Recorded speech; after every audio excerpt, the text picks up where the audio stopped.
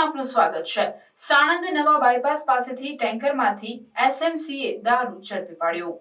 સાણંદ શહેરના નવા બાયપાસ પાસે સ્ટેટ મોનિટરિંગ સેલે વિદેશી દારૂ ભરેલી ટેન્કર નંબર GG06 XX6499માં જેમાં 23 લાખનો વિદેશી દારૂના જથ્થા સાથે એક શખ્સને ઝડપી પાડ્યો છે અને અન્ય વ્યક્તિ ફરાર છે।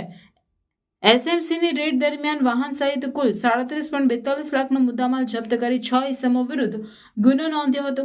સાણંદ બાયપાસ નજીક સન્નાદ દરબાર રોડ બાયપાસથી ઝડપાયેલ ટેન્કરમાંથી વિદેશી દારૂના 3605 નંગ ટીન મળી આવ્યા હતા, જેની કિંમત 23,36,009 થાય છે।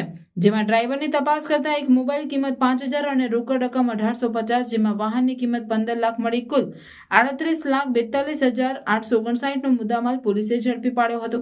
વધુ તપાસ કરતા જાણવા મળ્યું છે કે આ જથ્થો મૂળ પટિયાલા પંજાબથી મંગાવવામાં આવ્યો હતો। આ દારૂનો જથ્થો રાજસ્થાનના રમેશ બિશ્નોઈ નામના વ્યક્તિએ ભરીને મોકલ્યો હતો, જેમાં પોલીસ તપાસ કરતા દારૂ ભરેલી ટેન્કર આપનાર અને 2 અજાણ્યા ઈસમો ટેન્કરમાં દારૂ ભરીને મોકલનાર રમેશ બિશ્નોઈ રાજસ્થાન, ટેન્કરનો માલિક ચલારામ લાડુરામ પવાર રાજસ્થાન તેમજ ટેન્કરના ડ્રાઈવર માંગીલાલ હરિચંદ્ર રામજી બગુડા રાજસ્થાન તેમજ ગાંધીધામ ખાતે રહેતા દારૂ મંગાવનાર કુલ મળીને 6 વ્યક્તિ વિરુદ્ધ ગુનો નોંધી વધુ તપાસ હાથ ધરી છે।